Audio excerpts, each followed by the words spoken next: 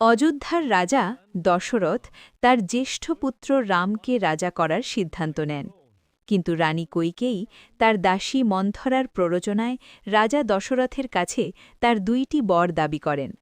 প্রথম বর অনুযায়ী তার পুত্র ভরতকে রাজা করতে হবে, আর দ্বিতীয় বর অনুযায়ী রামকে ১৪ বছরের জন্য বনবাসে যেতে হবে।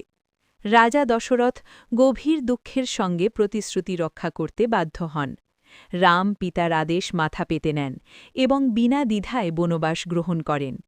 রামের সঙ্গে তার স্ত্রী সীতা স্বেচ্ছায় বনবাসে যাওয়ার সিদ্ধান্ত নেন, কারণ তিনি স্বামীর সঙ্গ ছাড়া থাকতে চান না।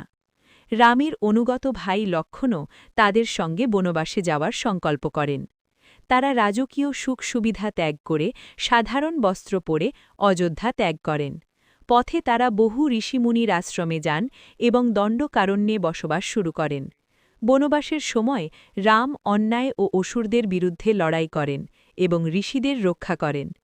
এই বনবাসকালেই লঙ্কার রাজা রাবণ ছলনা করে সীতাকে অপহরণ করে নিয়ে যায়। এর ফলেই পরবর্তীতে রাম রাবণের মহাযুদ্ধ এবং শেষ পর্যন্ত সীতার উদ্ধার ঘটে।